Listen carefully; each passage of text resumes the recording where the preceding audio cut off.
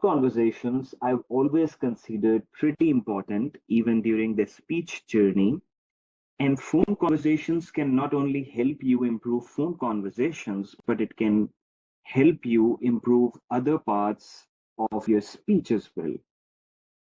And the way that can happen is when you do more proactive speaking. And you would have heard us talk a lot about proactive speaking. So practice by yourself and then proactively practice. Go in with the goal of practice and then use the skills that you're working on. Phone conversations are a great way to do this. Phone conversations are the easiest way and a great way to engage into more proactive conversations. And I remember I used to make a lot of phone calls. So most of the proactive speaking that I did was on phone calls just because it was so easy to make a phone call to anyone.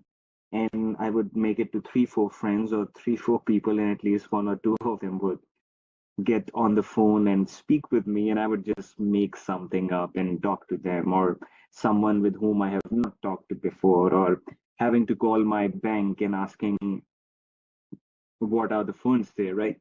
Just making something up. It's always something that you can do.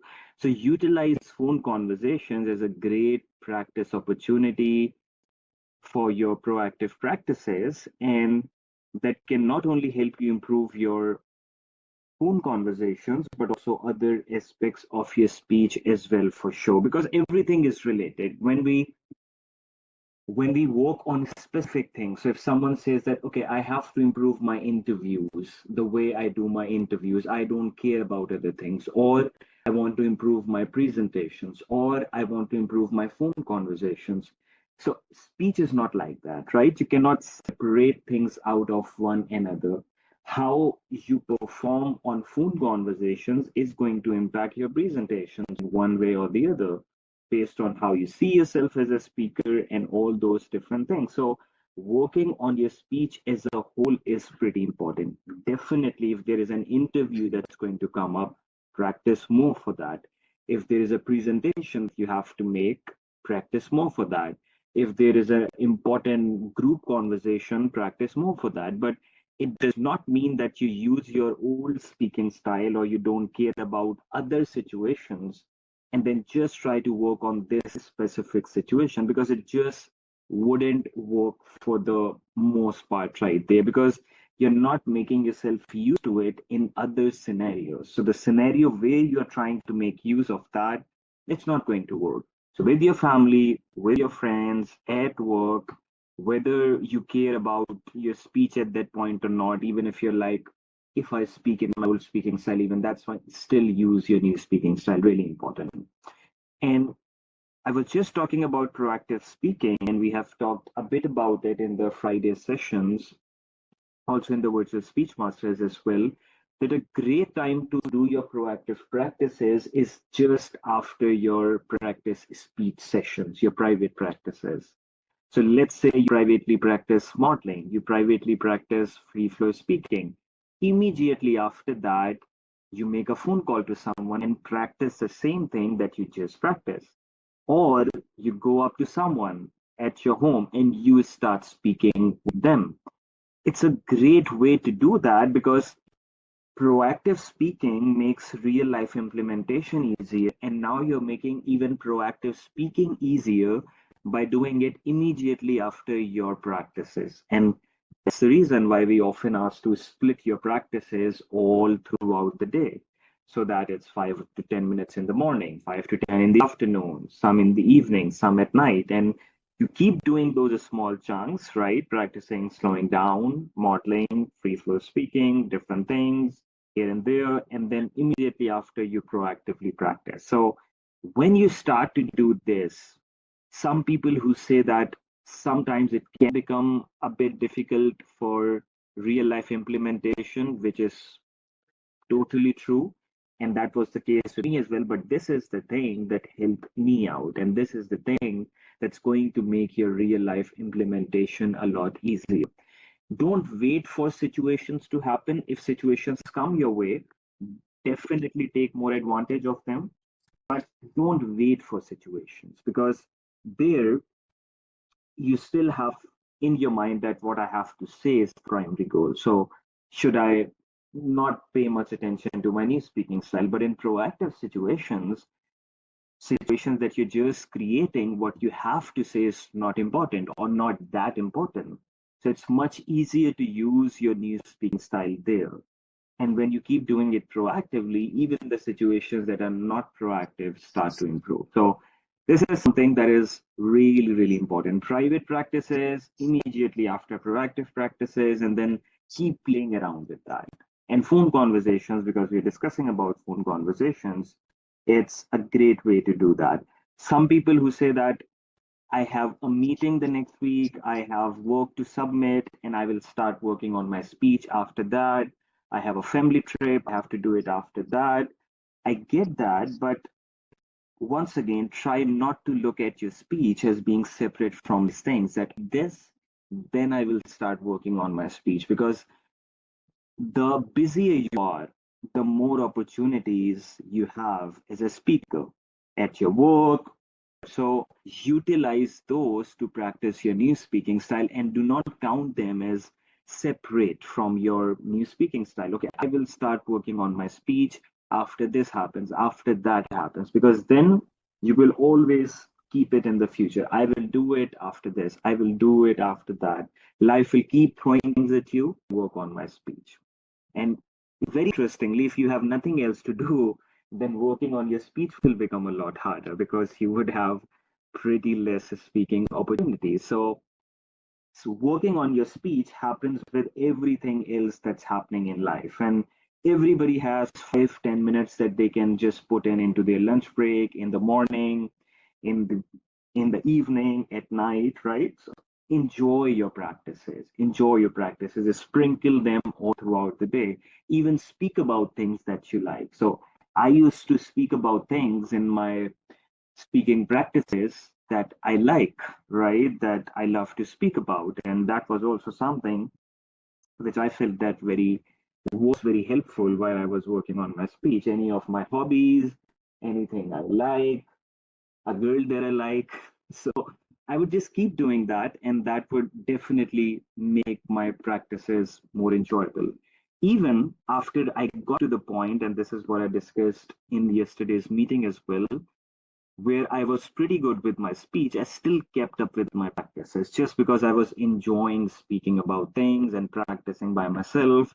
I used to talk about my plans for the next day, what I did the last week, what should I work on, what should I improve. So the more you enjoy your practices, the more you can do that. And then the more you start to see that improvement in your speech.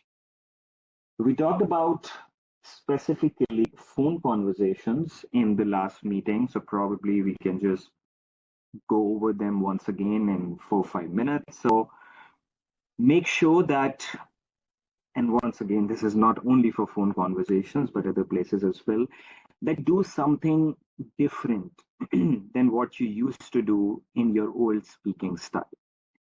Even if it's a very small difference. Maybe you did not used to use your hands in the past. So now you start using your hands more. Whatever new you start to do, or you start emphasizing more, or you start inflecting more, or you start breathing more.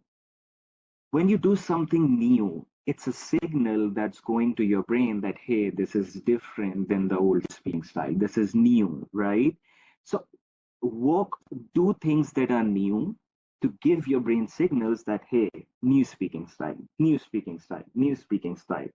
On the other hand, if you keep doing the things that you used to do in the past as well, maybe you use any R's or arms, which is not bad at all, but if you use them in a certain way in the old speaking style and you use them at times still, then that would remind you of your old speaking style. That would signal to your brain, hey, old speaking style. So really important to signal something new to your brain. So even when you're speaking on the phone, use your hands, right? Inflect more, emphasize more. Just like many people speak on the phone, like when you call to organizations, companies, hello, this, how may I help you, right? So people have their own intonation. So do something different than what you have done so far. for the phone conversations and if you're not happy with your phone conversations, because you can't just keep doing the same thing and keep expecting a different result. Even when we talk about proactive speaking, proactive practices, and speaking more, it's not that just keep speaking more, but speak more and do something different, like we talk about. So many of you are focusing on slowing things down, do that. Many of you are focusing on maintain a better airflow, do that. Many of you are focusing on modeling, do that. Breathing, do that. Inflecting, emphasizing, do that. So do something new so that it's a trigger to your brain that, hey, my new speaking style. You can definitely use your hands more on the phone conversations. Even if you're having the phone in one hand, make sure that you use your other hand because it would help you out with the flow of your speech. And then if you struggle with fast speaking and you struggle with slowing down your speech, use your hands and start to slow down your hand movements. And that would help you to slow down your speech as well. If you have the earphones or the headphones on, then you can definitely use both of your hands, which is even more helpful.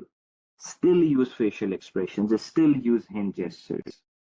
Don't exclude them because the other person can't see you, but still use them because it triggers your new speaking style. And like we discussed about last time, your facial expressions, people can still sort of see that even when they're not seeing you on the phone. So you could sense when someone is smiling, you could sense when someone is anxious or is worried.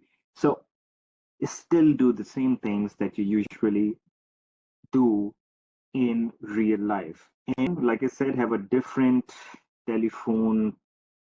have a different telephone persona where you have a different speaking style and not just how you used to do it in the past.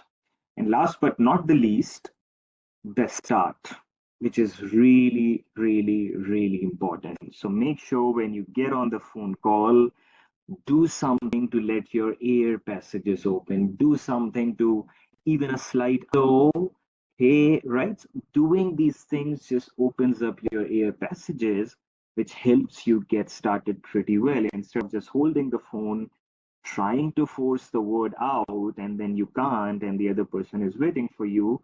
So try to be pretty flexible at the start. If you feel like you struggle with saying, let's say hello at the start, use some extra words and blend the word hello with it, right? If you feel like you just can't get the first word out, just a slight ah or an can help you open those air passages up. If you feel like you cannot start the full conversation with this particular sentence, you don't have to. Be flexible, use different strategies, start the conversation in different ways and make sure that you're slow at the start because when you start off slow, it's easier to also carry in that slow rhythm all throughout the conversation. But if you get started fast, you can still bring yourself back, but you already do yourself a huge advantage when you can nail down the first minute or two of a phone conversation, of a presentation, of a meeting, anything. It's just a start, right? If you can do well at the start, usually the rest of the speaking scenario or whatever it is, it goes pretty well. So even in using your new speaking style, focus a lot on this starting part. And that's why we're discussing about even in a few group coaching meetings that people who try to extend their words and they feel like it's hard for them to extend or hard for them to articulate, focus on extending or articulating the start of the word. So if I'm saying start, I emphasize more or I extend more on the S and the T. Start, right? When you already start with an extension, extending the whole word is relatively easier.